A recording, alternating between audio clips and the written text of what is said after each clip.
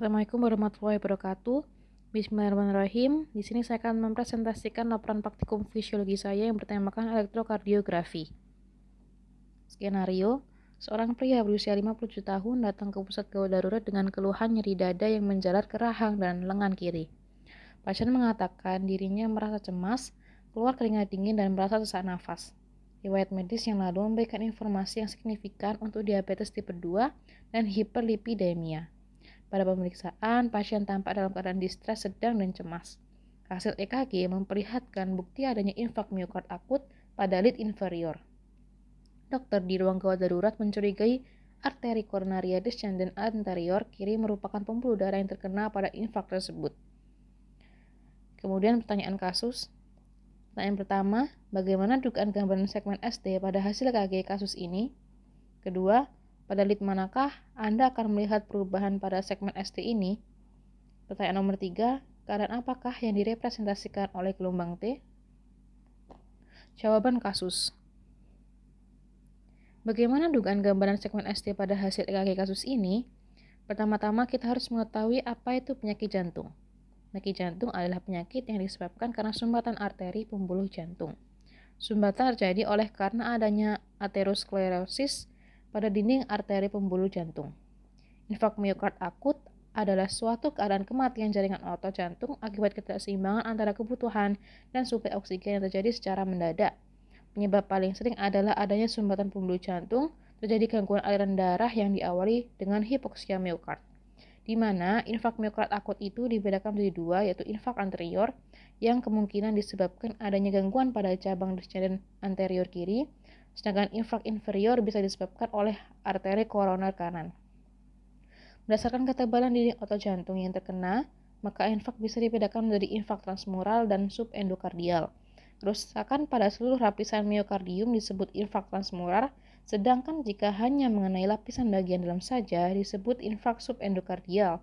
Infak otot jantung akan mengurangi fungsi ventrikel karena otot yang mengalami kematian jaringan akan kehilangan daya kontraksinya. Begitupun otot yang mengalami iskemi di sekeliling daerah infak. Kemudian gejala-gejala yang ditimbulkan oleh adanya infak miokard itu sendiri, ada nyeri dada terjadi secara mendadak dan terus-menerus di atas regio sternal bawah dan abdomen bagian atas. Nyeri menjalar ke bahu dan terus ke bawah menuju lengan, biasanya lengan kiri. Nyeri juga dapat menjalar ke arah rahang dan leher. Pasien juga akan merasa sesak nafas, pucat dan keringat dingin, kepala terasa pening dan melayang-layang, serta disertai mual dan muntah. Kemudian kita mengenal sindrom koroner akut, di mana sindrom koroner akut ini merupakan salah satu penyebab terjadinya infak miokard. Sindrom koroner akut merupakan masalah kardiovaskular utama dengan angka perawatan rumah sakit dan angka kematian tinggi. Berdasarkan anamnesis, pemeriksaan fisik, pemeriksaan elektrokardiogram atau EKG, dan pemeriksaan penunjang jantung, SKA atau sindrom koroner akut dibagi menjadi STEMI atau ST segment elevation myocardial infarction, NSTEMI atau non-ST segment elevation myocardial infarction, UAP atau unstable angina pectoris. Infak miokard dengan elevasi segmen ST atau STEMI merupakan indikator kejadian oklusi total pembuluh darah arteri koroner oleh trombus. Beberapa penyebab yang mendasari patofisiologi SKA adalah adanya plak tidak stabil dan ruptur plak.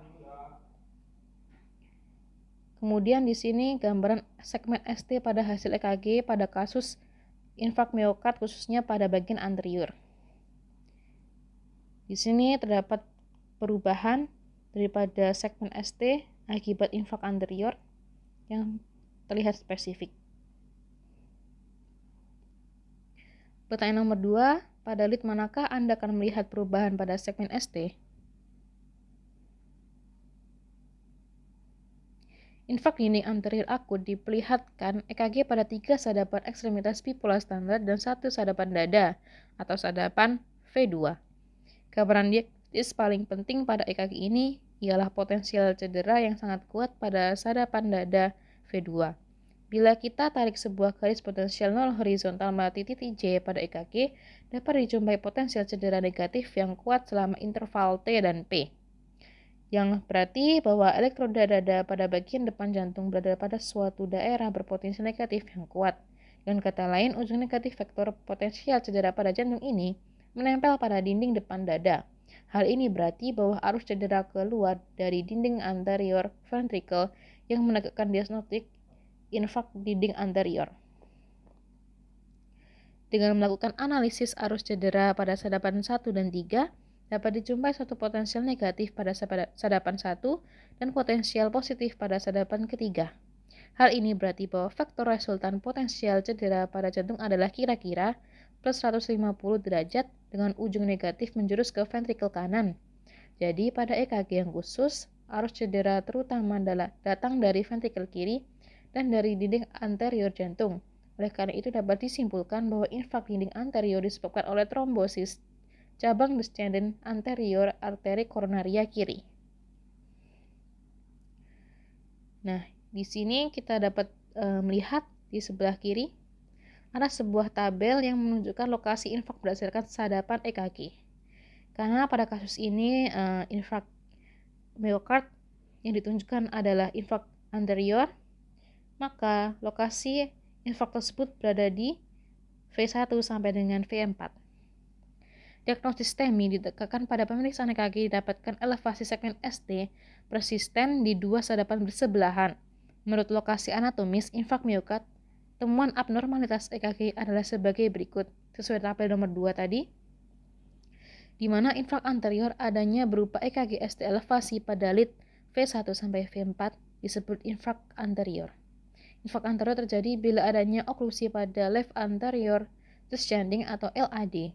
LAD mensuplai darah ke dinding anterior ventrikel kiri dan 2/3 area septum intraventrikular anterior. Komplikasi dari STEMI anterior adalah disfungsi ventrikel kiri yang berat yang dapat mengakibatkan terjadinya gagal jantung dan shock kardiogenik. Oklusi LAD juga dapat menyebabkan AV block akibat infark pada septum intraventrikular. Kemudian pertanyaan nomor 3, keadaan apakah yang direpresentasikan oleh gelombang T? Gelombang T menandakan tahap repolarisasi ventrikel ketika serat-serat otot ventrikel mulai berelaksasi. Oleh karena itu, gelombang T terjadi sesaat sebelum akhir dari kontraksi ventrikel. Gelombang T menandakan repolarisasi ventrikel pada akhir sistole ventrikel tertutup. Gelombang T lengkung positif setelah kompleks QRS merepresentasikan repolarisasi ventrikel dengan amplitudo 0,1 sampai 0,5 mV.